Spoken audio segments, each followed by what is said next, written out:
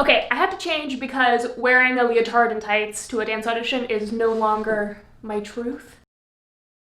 So here's a more accurate representation of what I personally would love to wear to a dance audition in this day and age. We got a little pop of color, we got what I literally wear to work out, my favorite leggings, and yeah, my church lady shoes that I am obsessed with.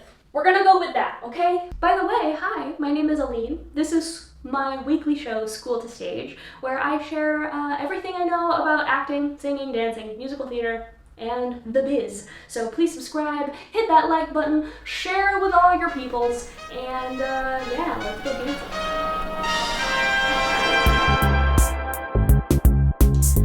The most important thing, if you are an actor first, is that you capitalize on what you already have, and you pick your mover, okay? Think of it like a video game. Pick your mover. Think about the type of character you usually play in a show, and why do they usually dance? Like maybe you always play the funny guy, you're like a LeFou type. So usually when the funny guy dances in the show, it's because they're like, oh my god, the music is so infectious and I can't believe I'm doing a kickball change.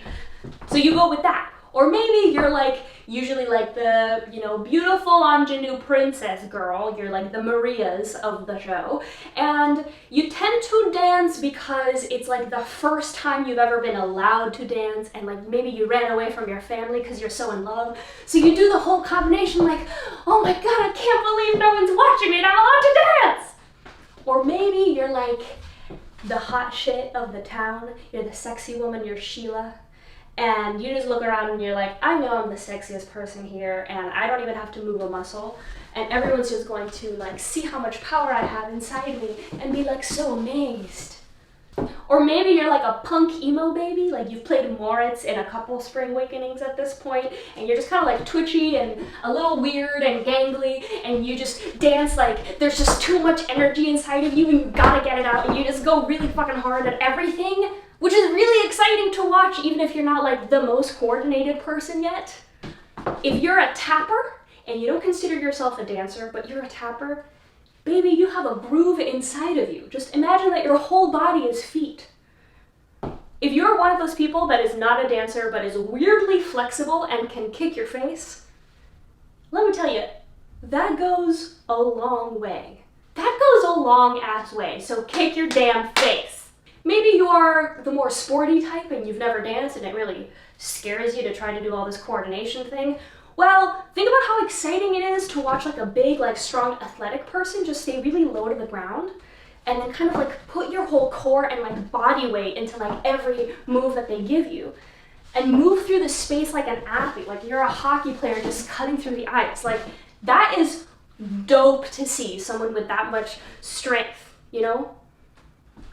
Also, those characters, because toxic masculinity, are always usually dancing because they're like either very angry or like finally liberated or in love.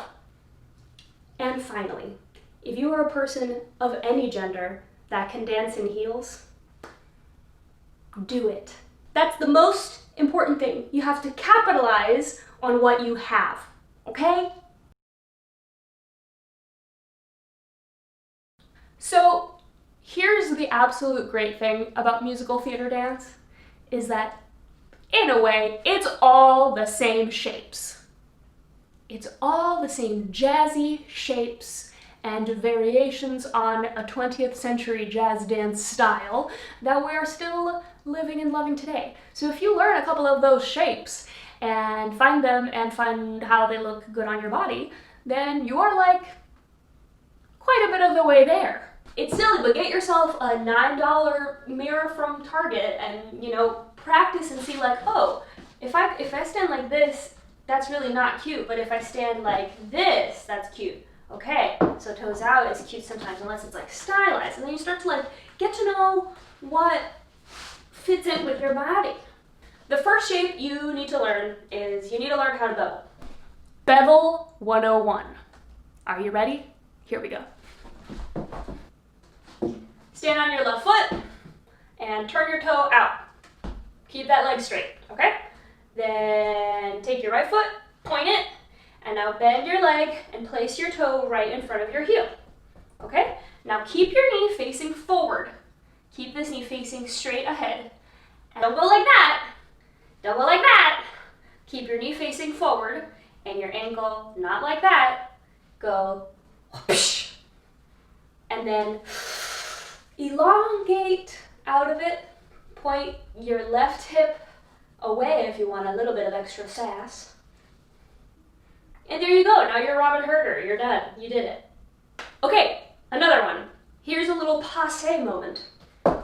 Stand on your right leg, turn it out, and now put your left leg up in a passe at 90 degrees, like this, right up next to your knee. And then you can put your hands on your waist, really twist away from your knee, and then look up. Ooh, ah, ooh, ah. And now you're a rockette. See how easy that is? Rockette. How about this one? A sassy second. Take your feet wide apart. Point your toes a little in this time, just for balance. Put your hands on your hippies, and then look up to the balcony. There you go, sassy second. You can also add a little sass by leaning into one of the two hips with your legs straight and doing a little bit of a neck shoulder action. It's cool to just kind of start picking poses that you think are flattering on you, that are vaguely jazz-tacular, so that you can whip them out at the end of any combination. For example, I'm a fan of this one. You know, it's easy. All you have to do is stand on your left leg, bend it, and then do like an open bevel, basically. Really drop into that hip and give! Practice the shapes, because you'd be amazed how repeated they are. Truth be told, I think all of you of the TikTok generation are like very much doing this already every time you learn a TikTok dance. So keep doing that. I think that's really good for you. The most important thing when you are dancing as a mover is, if all else fails, look great with your upper body. Because let me show you something. Tell me which one you like more.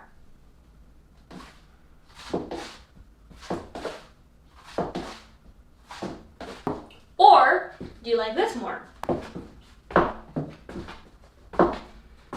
It's almost like if from the top half you look great and you're really selling it, I'll forgive almost anything downstairs, because I know that steps I can teach you.